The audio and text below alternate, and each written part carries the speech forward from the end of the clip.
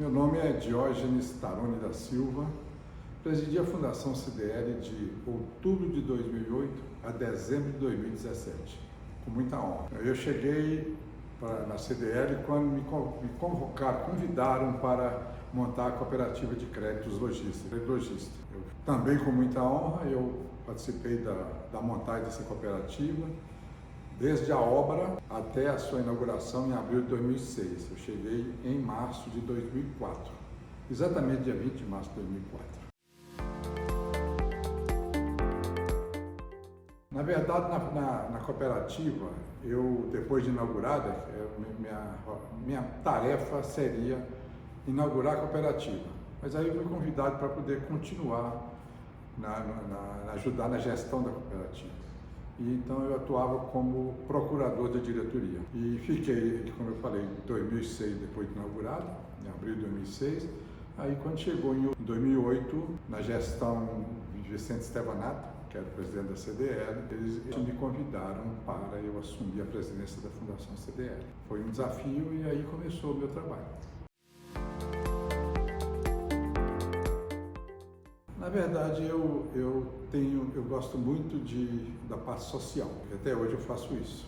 Eu distribuo cobertor pelas ruas, eu ajudo a casa de sopa. Eu tenho meus amigos que me ajudam a ajudar. Então eu aceitei o desafio para poder mudar a fundação. Queriam que eu mudasse a fundação. E realmente a gente mudou.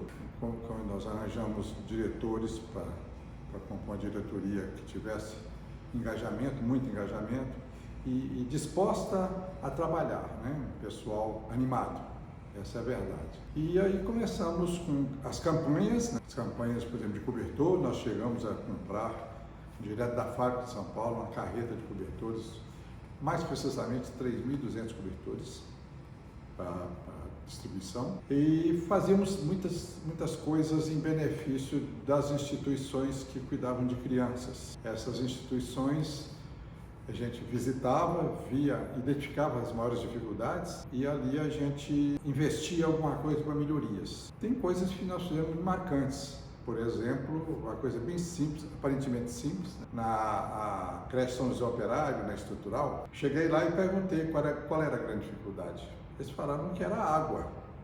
Não tinha água, começava a faltar água. Era o primeiro lugar que faltava água em Brasília, era na estrutural, a primeira a ser cortada. E isso aí, na segunda-feira vinha notícia, ficava com as crianças, terça-feira já ia cortando as coisas que as crianças podiam usar, banheiro e tal. Aí na quarta-feira não dava mais, devolvia as crianças para as suas casas. Ali eu fui atrás de uma fábrica de caixa d'água, montei, lá tinha, se não me engano, 6 mil litros de água que eles comportavam, e eu botei mais 10 mil lá. Fiz uma conexão de caixas grandes embaixo e automaticamente jogava água lá para cima e nunca mais, pelo menos nos anos que eu estive aqui presidindo a fundação, eles não tiveram necessidade nenhuma de água mais, de falta de água, não sofreram mais com isso. Então eu acho que isso aí é pequeno, mas é muito importante, né? Teve obras as mais variadas, né? Cozinhas grandes que eram muito abafadas, um calor terrível. Aí a gente instalou, mudou toda a instalação interna das cozinhas, mudamos de água para vinho aquela instituição em termos de estrutura na área de cozinha, né? Na nossa gestão, a gente queria fazer algo diferente, uma coisa de impacto. A ideia não era minha, falar na diretoria, alguém falou assim, olha, alguém falou assim, a gente podia montar um atendimento, um consultório odontológico para poder atender essas crianças carentes. E aí, quando falou assim, olha, mas fica caro e tal, o que a gente pode fazer? Eu pensei, aí gostei muito da ideia e resolvi abraçar essa ideia. Verifiquei que para poder montar isso aí eu teria que ter um grupo de colaboradores, empresas que estivessem interessadas e nos ajudar mais forte, né, para poder comprarmos o veículo. A primeira coisa que eu fiz foi visitar esse sistema do SESC. Visitei, me foram esclarecidas as vantagens e as dificuldades todas. Naquele momento eu falei assim, eu gosto muito de pedir, eu não peço para mim não, mas eu sou um pidão, peço mesmo. Aí eu saí de empresa a empresa, visitei várias empresas aqui, muito mais do que 10, para poder me ajudar a comprar a van. Eu precisava de ter em torno de R$150 mil naquela época.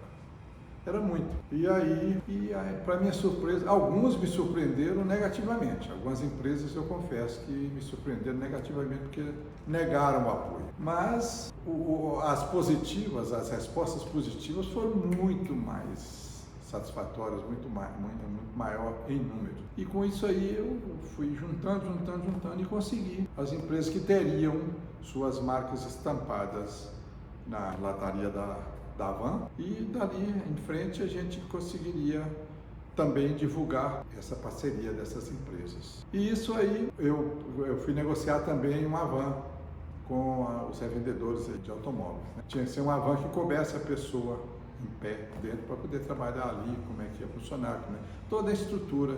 Eu também, e aí me informaram que tinha um pessoal do Exército que fazia esse tipo de coisa pelo norte. Procurei saber mais também e colhendo essas informações, eu consegui verificar que tinha uma van que o Exército tinha levado para o Rio de Janeiro para fazer uma demonstração lá, mas que ela não seria utilizada, que a gente poderia adquirir aquele veículo, que ele já estava mais ou menos preparado. E assim nós fizemos, só que não era tão simples como falaram que era, né?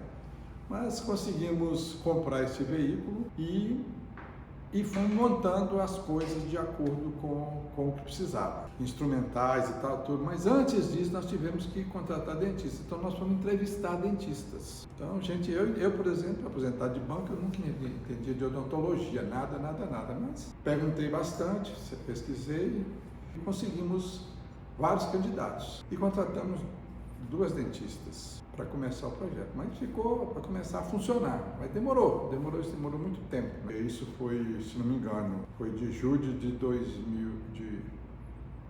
2010, quando a ideia surgiu, e só veio funcionar em julho de 2011. Esse período todo foi a gente trabalhando e fazendo tudo, montando aqui a estrutura para poder. Era aqui não, era lá no setor comercial, né? O que seria o lugar de fazer higienização, né? E fizemos um negócio bem bolado, que a gente comprou bastante instrumentais, porque a gente fazia assim, funcionava durante a semana, na quinta-feira a gente tinha que vir para a CDL para poder fazer a higienização dos instrumentais. Então a gente teve que comprar muita coisa, porque cada dia ia juntando aquilo, então era 5 dias juntando os usados para poder fazer e não ter problema nenhum. Outra coisa que teve difícil também para nós foi com o pessoal da Vigilância Sanitária, mas do Distrito Federal, para a gente conseguir aprovar o projeto. Mas demos sorte também, porque pessoas que estavam botando um pouco de dificuldade, por sorte teve que se ausentar e a gente foi atendido por pessoas que ficaram encantadas com o projeto. Nasceu com o nome de Cativando Sorrisos. Quando teve o desenho da van, a foto e tal, mais ou menos, aí falaram, tinha 2 nomes. Aí eu optei por Cativando Sorriso. Eu gostei do nome Cativando. E isso esse projeto nos trouxe muitas alegrias, muitas recompensas. Você não imagina o que é uma mãe abraçar o nosso pessoal, me abraçar muitas vezes, que eu era o motorista da van, né? Eu é que dirigia. Então, abraçando, chorando, agradecendo a Deus por a gente ter aparecido na vida deles. São casos e mais casos. Se for contar aqui, lá no Recanto das Emas, uma instituição lá de, se não me engano, 750 crianças, e agora me fugiu o nome. Recanto das Emas, logo no início, à direita, parecendo uma chácara lá. A gente atendeu lá, a gente só saía depois que atendia todo mundo, né? Coloquei a van lá, se não me engano, a van ficou 4 meses lá. Às vezes quando eu ia lá, sempre a miúde, mas a van ficava ali, enquanto estivesse atendendo, ela só movimentava um pouquinho para não ficar travada. E quando foi foi no primeiro semestre, no mês de julho, eu fui lá para tirar a van, que o pessoal entrou de férias, e eu fui lá para pegar a van e levar para outra instituição. E quando eu estava lá, por coincidência, né, as dentistas estavam também no dia, né? Aí o meu vice-presidente também, o Afonso Gandra, que é um amigão meu, também do Banco Brasil. Estava acontecendo lá um planejamento para o segundo semestre. Tinha lá em torno de umas 50 professoras. Aí estavam numa sala grande, trabalhando elas. Aí interromperam para nos atender, que eu queria falar um pouco. Aí eu comecei a falar e agradecer, tudo. Aí uma senhora perguntou se podia falar. Eu estava na frente com os dentistas, julgando, e ela estava na primeira fila. Das professoras que estavam lá, ela talvez fosse a mais experiente em termos de tempo de casa, né? Aí ela perguntou se podia falar.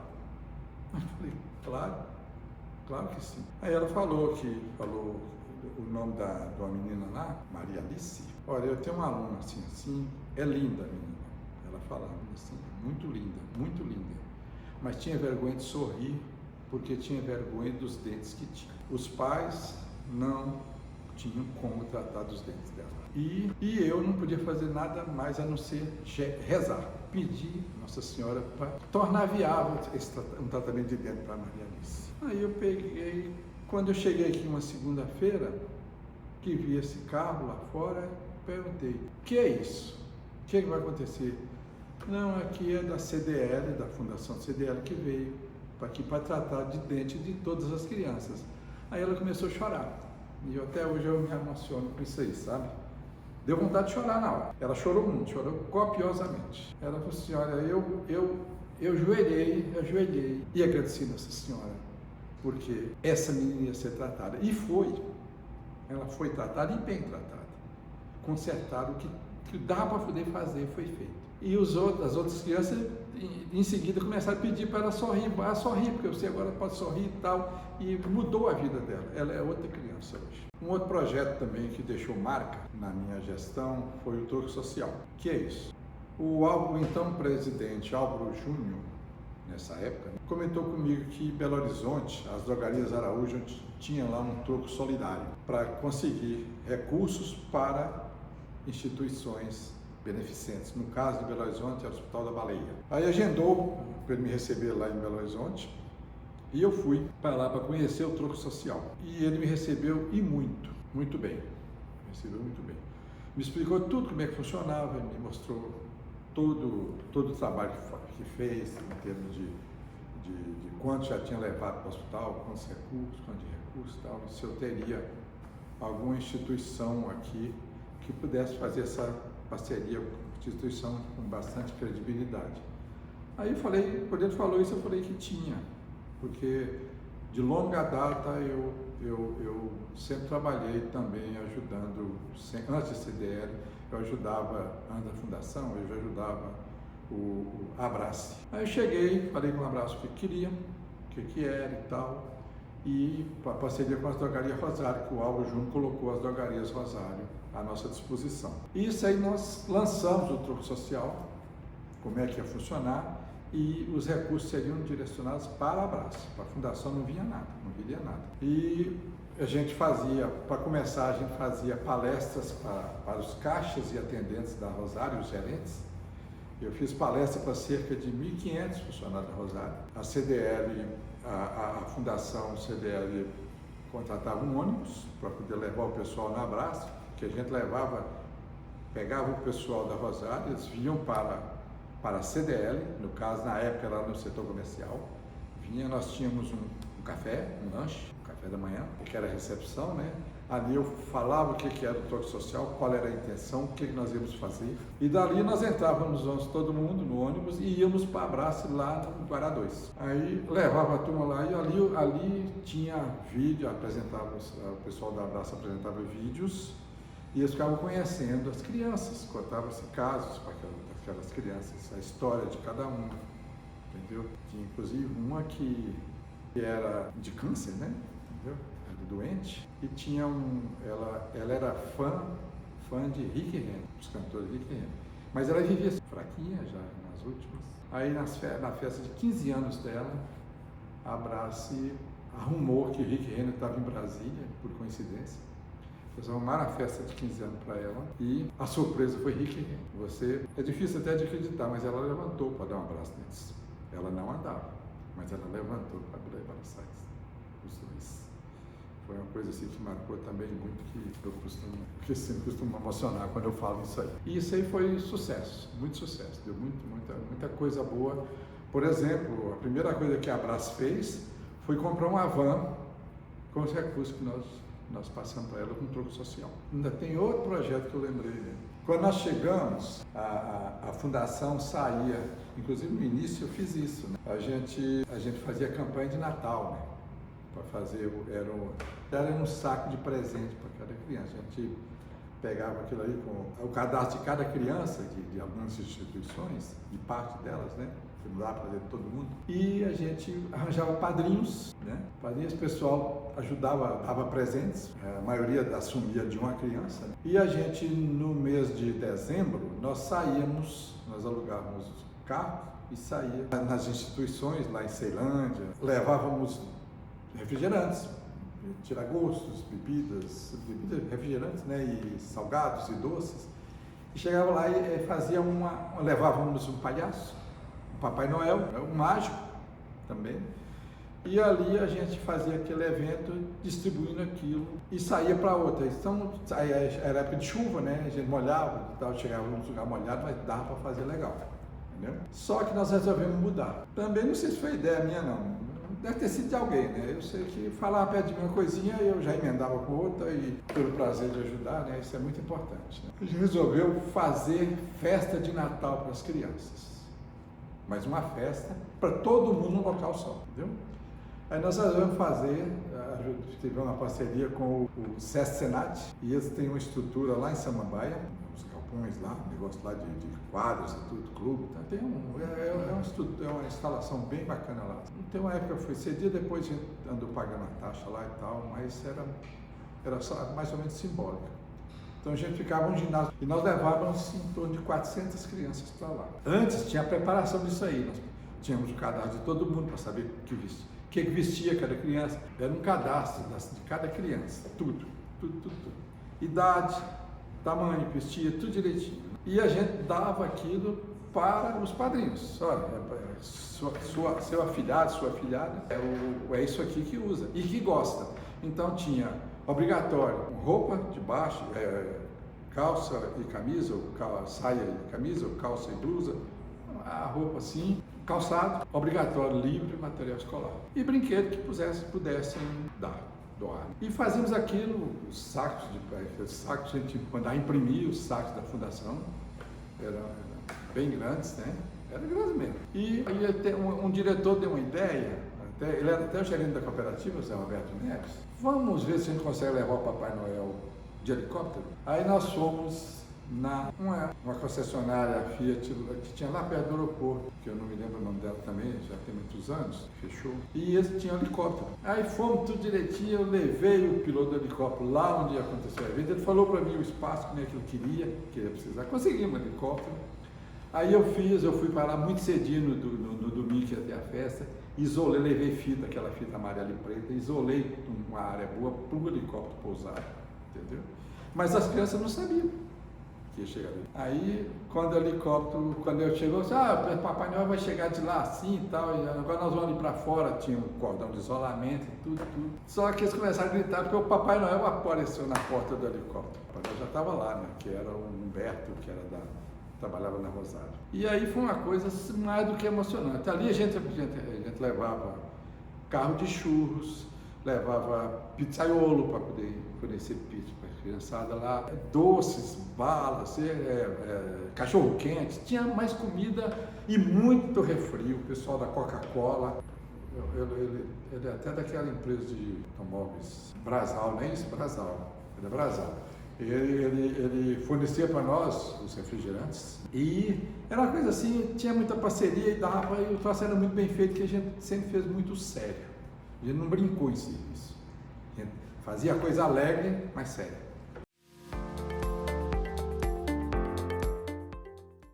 Bem, meu time aqui eu só... O pessoal dava ideia, eu não me considero idealizador. Eu colhia bem as coisas, nas ideias que surgiam, eu selecionava, e tinha apoio da turma, né? Porque o pessoal, poxa, você vai entrar nessa aí, não é pesado não? Mas Vamos lá, se não der certo, o máximo que posso fazer, não deu. Mas tudo isso a gente, quando eu lembro, eu conto isso por aí com muito orgulho, com muito orgulho. Sinto bem também quando eu recebo um abraço que alguém de uma instituição, lá por exemplo da Casa do Caminho, lá de uma instituição lá de Ceilândia, Casa do Caminho é Taguatinga, lá do Hotelzinho São Vicente de Paulo, lá, que é a Patrícia lá de Planaltina DF, entendeu? De vez em quando eu recebo essas coisas aqui do Guará, onde eu botava a van, eu ficava muito conhecido. Eu ficava muito conhecido porque eu era motorista, né? E estava sempre ali, entendeu? Quando a gente saía dali com a van, a gente também tinha a gente fazia um bota fora, nós levávamos, a gente levava para fazer alguma coisinha, encerrando a missão, entendeu? Então essas coisas são, elas massageiam o ego da gente, massageiam bem. E conforta a gente, conforta, porque a gente faz sem interesse nenhum. Como eu falei, eu gosto de estar fazendo e hoje mesmo eu estou pedindo para me ajudar, o pessoal lá do Instituto Sol Nascente, que são crianças, tem um amigo que um dia usou a expressão interessante, são sem chance, são crianças que não tem jeito, não tem conserto. Hoje eu estou em campanha, é hoje que eu estou falando, este mês, para conseguir tirar uma criança do hospital de São Sebastião, que já tem mais de ano de nascida e não pode sair porque não tem condição, os equipamentos para ela viver, a casa dela não tem condição, entendeu? Já me ligaram hoje, perguntando se eu conseguiu alguma coisa, Débora lá do Instituto Sol Nascente. Então essas coisas assim, nos procuram e a gente está aí. Hoje trabalho também muito com ajudar a Casa da Sopa, a distribuir sopa para o morador de rua, entendeu? Eu levo junto e as pessoas entregam para mim lá no meu condomínio, os funcionários do condomínio onde eu moro guardam há anos caixas de leite, de suco vazias, que é onde é despejar a sopa para poder dar, como se fosse um copo para eles tomarem, porque eles vão jogar aquilo fora, entendeu? É gente que me procura, aquele negócio de cobertor, eu quero ajudar, o cara só ajuda nisso, mas ajuda. Ele é um engenheiro aposentado que eu conheci jogando sinuca na casa de amigo. Ele falou, você ainda faz aquilo? Eu falei, faço. E por aí eu vou, entendeu? Cada pessoa que doa para mim joga na minha conta e cada um tem um centavo identificador. E por aí nós vamos. E vamos continuar fazendo enquanto tiver saúde. A minha mensagem é o seguinte, acho que devemos continuar a procurar atender os mais necessitados. Que falta de gente que esteja necessitando de ajuda, não existe falta, existe sempre muita gente precisando. Por menos que se faça, pode ser menos para a gente, mas para essas pessoas é muita coisa. Eu lembro da gente entregando cobertor, eu lembro da gente desse negócio de dentista, eu lembro de concertos, eu lembro de distribuindo cesta básica, me lembro disso. As coisas, às vezes, se você dá uma coisa pequena, mas é muito grande para as pessoas que muito precisam. E é impressionante a gratidão dessas pessoas, o sorriso dessas pessoas, por menos dentes que tenham nas suas bocas, é impressionante a alegria, o sorriso, como é gostoso você ver aquilo e sentir no coração que valeu a pena.